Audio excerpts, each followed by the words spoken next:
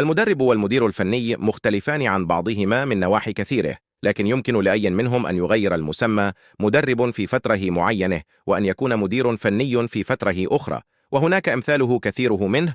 السير أليكس فيرغسون بوتشيتينو في بيان إعلان تين هاغ كتب النادي مدير فني، في بيان إعلان روبن أموريم كتب النادي المدرب في كل فريق كرة قدم يتكون من مدير فني ومدرب مساعد ويكون القائد، فالفريق هو المدير الفني ويقوم دوره الرئيسي على أساس التوجيه والتعليم والتدريب، سواء فاللعبة الجماعية أو الفردية. كم يختصر دور المدرب على بعض الأمور؟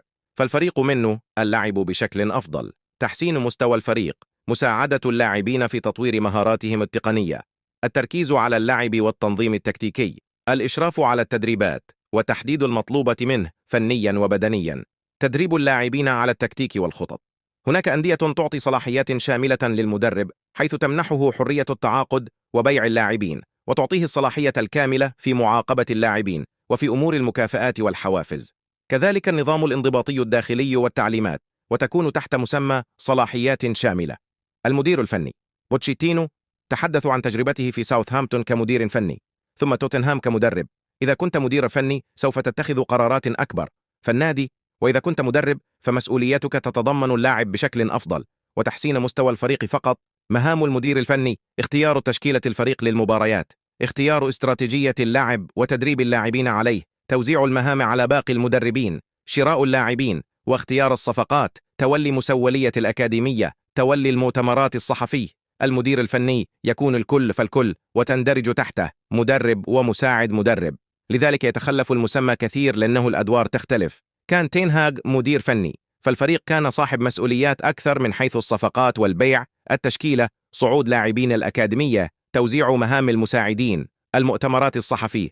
تين هاغ طرد صحفيين وصحف من مؤتمره الصحفي بقرار منه، يعتبر هذا أول قرار كبير تتخذه آي نيوز. تعين روبن أموريم مدرب لمانشستر يونايتد، وهذا القرار لم يصدر في يوم أو ليلة، كان مدروس. وكذلك اختيار مسمى مدرب كان قرار مدروس. الأدارة الجديدة تريد عودة الفريق إلى القمة من جديد، لذلك كل قرار يتم اتخاذه يكون مدروس. لا شك أن هناك قرارا يفشل وينجح، شيء طبيعي في كل مكان، لكن إنيوس وضعت خطط مدروسة وتريد تنفذه بشكل صحيح. الأداره حين جات كان هناك مدير فني بأدوار كبيرة، رغم ذلك جلبت ويل كوكس وكانت تحاول تحد نفوذ تين هاغ، والآن تم إقالته تين هاغ وجلب أموريم تحت مسمى مدرب. من قدوم ويل كوكس إلى الآن تسلم مهام تعتبر مشتركه مع تين هاغ، من أكاديمية إلى صفقات إلى أسلوب لعب إلى بيع وشراء، وهذا الشيء قد يسبب عائق تريد الإدارة. مدرب مهتم في شؤون اللاعبين وتحسين النتائج فقط. نظرت الإدارة أن تضع كل شيء في مكانه الصحيح، ولذلك جلبت أموريم تحت مسمى مدرب وليس مدير فني، على طار السير أليكس فيرغسون. تحدث مايك فيلان في تصريح سابق: أنا من كان المدرب الفعلي لمانشستر يونايتد في آخر 5 مواسم، بالرغم من وصفي مساعد مدرب، ولا أحد يستغرب أن كيروش كان كذلك أثناء فتره في مانشستر يونايتد.